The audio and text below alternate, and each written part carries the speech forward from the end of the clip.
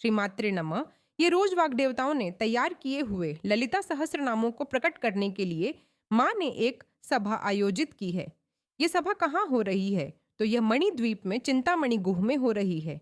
चिंतामणि गुहा का अर्थ है यहाँ एक दिव्य मंदिर है जहाँ ललिता माँ निवास करती हैं। यदि आप इसे श्रीचक्र में देखें तो यह बिंदु स्थान पर है। वहाँ एक सभा है। उस सभा में माँ कहाँ बैठी हैं? तो पंच ब्रह्म आसन पर बैठी हैं। इस पंच का अर्थ है पांच। पांच दिशाओं को मिलाकर ब्रह्म आसन बनाया गया है। वे दिशाएं क्या हैं? तो पूर्व, पश्चिम, उत्तर, दक्षिण और ईशान। ऐसे पंच ब्रह्म आसन पर मां बैठी हैं। जब यह सभा आयोजित हुई तो उस सभा में कितने देवता आ रहे हैं? तो कई करोड़ देवता आ रहे हैं। करोड़ देवता का मतलब है हमारे लिए तिलिसी देवता महा हैं तो उनमें 100 200 होंगे, लेकिन यहाँ करोड़ देवता क्यों कह रहे हैं? इसका अर्थ है कि हम जिस भूमि पर हैं वह एक ब्रह्मांड है। इस ब्रह्मांड में हमारे लिए देवता शिव, पार्वती, ब्रह्मा, सरस्वती, विष्णु, महालक्ष्मी हैं। ऐसे कई करोड़ ब्रह्मांड हैं। इन सभी ब्रह्मांडों में कौन है? तो ललिता माँ है। इसलिए हर ब्रह्मांड में उपस्थित देवता मिलकर माँ के पास सभा में आ रहे हैं। इसका अर्थ है कि कई करोड़ देवता आ रहे हैं। सभी ब्रह्मांडों से आ रहे देवता, आर्षे, मुनि, गुरु सभी मिलकर सभा में आए हैं। उस सभा में देखिए, अब हमारे पास एक ब्रह्मा, एक सरस्वती, एक विष्णु, एक महालक्ष्मी, एक शिव, एक पार्वती हैं। इसी तरह पास के ब्रह्मांड में भी होंगे। इसका मतलब है कि यहाँ ब्रह्मा और सरस्वती के कई करोड़ लोग आएंगे। इसी तरह विष्णु और महालक्ष्मी के भी कई करोड़ लोग आएंगे। शिव, पार्वती के भी कई करोड़ लोग आएंगे। इस प्रकार सभी ब्रह्मांड में उपस्थित देवता मिलकर कई करोड़ की सभा में आए हैं। ये सब कब कब कहेंगे? माँ ने हमें बुलाया है। असल में क्या है? तो आश्चर्य से देख रहे हैं। तब माँ ने वाग्देवताओं के लिए एक छोटी सी इशारा किया। यह वाग्देवता कहाँ हैं? तो सभा के आगे। इसका मतलब है अब हम एक फंक्शन कर रहे हैं तो वीआईपीस को बुलाने पर वे कहाँ होंगे? पहले एक रेखा तैयार की जाती है। इसी तरह वीआईपीएस का मतलब है माँ में से 8 किरणें उत्पन्न होकर आई देवताएं। इसका मतलब है वे भी माँ ही हैं। यहाँ वाग्देवता माँ हैं। माँ ही वाग्देवता हैं, इसलिए उन्हें पहले स्थान दिया गया। अब माँ ने एक छोटी सी इशारा किया। जैसे ही वाग्देवताओं ने उस इशारे को समझा, उन्होंने तुरंत ललिता सहस्रनामों का पाठ शुरू किया। जब वाग्देवता एक एक करके ललिता सहस्रनामों का पाठ कर रहे थे, वहां सभी बड़े पंडित, गुरु, मुनि, देवता भी सुनकर अचंभित हो गए। तब माँ ने कहा, सुनिए, अब से इस ललिता सहस्रनाम का पाठ करें। जो भी इस ललिता सहस्रनाम का पाठ करेगा वह मेरे हृदय आनंद को प्राप्त करेगा। मेरे भक्त यदि इसे श्रद्धा से जपते हैं तो मैं तुरंत आकर उनके पास रहूंगी। मुझे पूजा करने या न करने से कोई फर्क नहीं पड़ता, बस एक ललिता सहस्रनाम जपने से ही काफी है। मैं उन्हें आनंद से आलिंगन करूंगी। ये माँ ने सभी से पहले कहा। इतना महान सहस्रनाम, ये ललिता सहस्रनाम, ये सब कौन कहता है? तो हयग्रीव स्वामी अगस्त्य मुनि को बताते हैं रहस्य नामों का मतलब यही है। अब इन रहस्य विद्या का अर्थ क्या है? देखिए, शास्त्र 2 प्रकार के होते हैं, एक प्रकट शास्त्र और दूसरा रहस्य शास्त्र। प्रकट शास्त्र का मतलब है सामान्यतः सभी के लिए समझ में आने वाले शास्त्र, लेकिन ये रहस्य शास्त्र जो हैं वे 3 प्रकार के होते हैं। एक धर्मशास्त्र, दूसरा मंत्र शास्त्र, तीसरा वेदांत शास्त्र। इन 3 शास्त्रों को मिलाकर ही ललिता माँ है। ये ललिता सहस्रनाम हम कैसे कह सकते हैं? तो एक अंगूर की गुच्छे की तरह कह सकते हैं। उस अंगूर की गुच्छे में जितने अंगूर होते हैं, माँ की ललिता सहस्रनाम भी उसी तरह एक गुच्छा है। उस गुच्छे में कैसे होते हैं? तो उस अंगूर की गुच्छे में जब हम एक एक फल तोड़कर खाते हैं तो एक स्वाद का अनुभव होता है। इसी तरह माँ का एक एक नाम जपने पर उसमें अनेक बातें होती हैं। इसका मतलब है उसमें श्रीचक्र का वर्णन है, शिव का वर्णन है, विष्णु का वर्णन है, माँ के रूप का वर्णन है। इस तरह विभिन्न प्रकार से सभी मिलाकर एक अंगूर की गुच्छे की तरह माँ से संबंधित सभी, माँ के साथ जुड़े सभी भी ललिता सहस्रनामों को मिलाकर कह रहे हैं। ऐसे महान ललिता सहस्रनाम के बारे में हयग्रीव ने अगस्त्य मुनि को बताया। ललिता सहस्रनाम का पाठ कैसे होना चाहिए?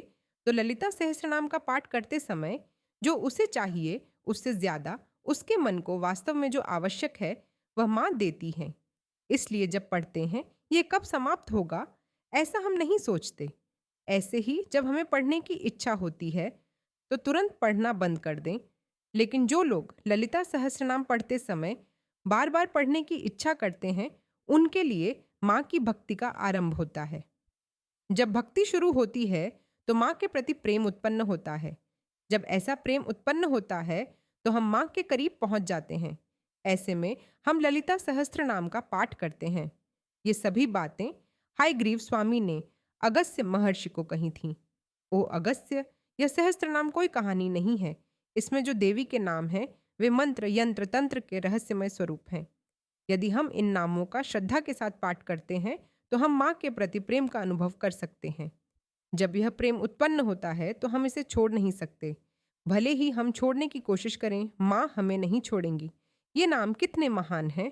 ललिता सहस्त्र नाम के जो फल हैं वे हायग्रीव स्वामी अगस्त्य मुनि को बता रहे हैं। सुनिए, इसका मतलब है कि यदि किसी को इसका कोई फल मिले तो और भी उत्साह बढ़ता है। लेकिन हायग्रीव स्वामी ने जो कहा वो ही नहीं, और भी कई फल हमें मिल सकते हैं। सुनिए उन्होंने क्या कहा।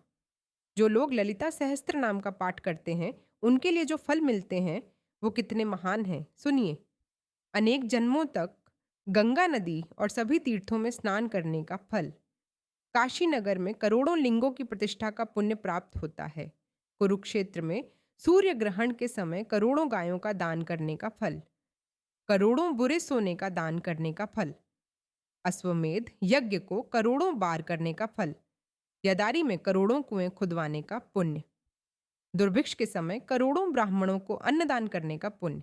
इन सब से बड़ा पुण्य ललिता सहस्त्र नाम का पाठ करने का है।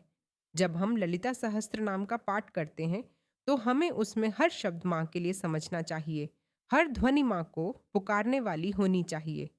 ललिता सहस्त्र नाम को माला मंत्र क्यों कहते हैं? देखिए, अब मंत्र कैसे होते हैं तो एक अक्षर वाला मंत्र हो तो उसे हम पिंड मंत्र कहते हैं। इसका मतलब है कि वे हमारे पितृदेवताओं को समर्पित हैं। 2 अक्षरों वाले मंत्रों को हम कत्री मंत्र कहते हैं। 3 से लेकर 5 अक्षरों तक के मंत्रों को बीज अक्षर कहते हैं, यानी बीज मंत्र। 10 से 20 अक्षरों के मंत्रों को हम महामंत्र कहते हैं। 20 से ऊपर वाले माला मंत्र होते हैं। माला का अर्थ है मंत्रों का समूह जो क्रमबद्ध होता है। ये किसने दिए? वाग्देवताएं। ललिता सहस्त्र नाम का यही माला मंत्र का अर्थ है। यह अनुष्टुप छंद में है। उसमें हर पाद में भी 15 अक्षर होते हैं। कुल मिलाकर 132.5 शब्द हैं। अंत में ललिता सहस्त्र नाम कैसे समाप्त होता है तो ललिता अंबिका, हर पंक्ति के अंतिम शब्द के बाद लाइन बदलते ही यह एक चैन बाइंडिंग की तरह बनता है, इसलिए इसे माला कहा जाता है। माँ की ललिता सहस्त्र नाम पढ़ने के फल क्या हैं? जनरलों से पूछिए। जो लोग ललिता सहस्त्र नाम पढ़ते हैं वे कितने दिन पढ़ते हैं? कहते हैं यदि 1 दिन पढ़ा तो 1 जन्म का पाप मिट जाएगा, यह श्रद्धा से पढ़ने पर। और यदि 360 दिन पढ़ा यानी 1 साल पढ़ा तो अनेक जन्मों के पाप भी समाप्त हो जाते हैं। यह केवल भक्ति श्रद्धा से किया जाए तो नित्य सेवा में बदलकर माँ को ये सभी पाप भी जात हो जाते हैं। ऐसी ललिता माँ की पूजा किसने की? शिव ने पुजारी बनकर माँ की पूजा की। और हम जैसे लोग कितनी श्रद्धा और प्रेम से माँ के पास जाना चाहिए, इसके लिए किसी बाहरी काम की जरूरत नहीं है। जो अपनी माँ को कैसे प्रेम करते हैं वैसे ही ललिता माँ को प्रेम करें, यही काफी है। ललिता सहस्त्र नाम का निर्माण कैसे हुआ? तो ग्राफ के रूप में इसे देखने पर पहले सभी चीजें माँ के रूप से संबंधित होती हैं, फिर सभी माँ के नाम से संबंधित होती हैं, फिर सभी माँ की लीलाएं कैसे हैं इसके बारे में होती हैं, फिर माँ के तत्व को बताने वाले हैं, फिर माँ के मंत्र शक्ति के बारे में होते हैं, फिर अंतर्मुखी ध्यान की कैसे दिशा देनी है इसके बारे में होते हैं।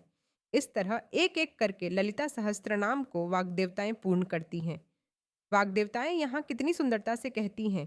पहले वाक्य में ललिता सहस्त्र नाम में उन्होंने कहा है श्री माता यानी माँ।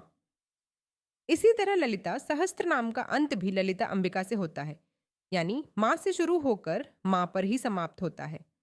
उसमें माँ के अलावा और कोई नहीं है।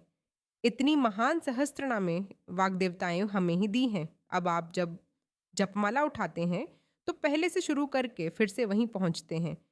यही जपमाला की विशेषता है। इसलिए जपमाला के साथ हम जप करते हैं, यानी जहाँ से शुरू करते हैं फिर से वहीं पहुँचते हैं। जहाँ हम बूम में उच्चारण करते हैं वहाँ फिर से पहुँचते हैं। कोई भी बूम में रहने के लिए सदा के लिए योग्य नहीं है। प्रारंभ में माँ में जो पहला शब्द है श्री माता, अंतिम शब्द ललिता अंबिका है। इसी तरह जपमाला में पहले से शुरू करके फिर वहीं रुकना। इसी तरह हमारी जन्म भी जहाँ से शुरू होती है वहीं समाप्त होती है। यदि इन तीनों को ध्यान में रखा जाए तो माँ के साथ हमारा संबंध हमें समझ में आता है। यहाँ पर माँ की ललिता सहस्त्रनामे और उनके लाभ और फल सभी स्पष्ट किए गए हैं। ये सभी बातें हायग्रीव स्वामी ने ललिता सहस्त्रनाम के बारे में अगस्त्य मुनि को बताई हैं। उच्चारण वीडियो में माँ की ललिता सहस्त्रनाम का पाठ करने से पहले कुछ ध्यान श्लोक हैं। ध्यान श्लोक क्या होते हैं इसके बारे में चर्चा करेंगे। ऐसे और भी आध्यात्मिक विषयों को जानने के लिए चैनल को सब्सक्राइब करें। श्री मात्रिये नमः।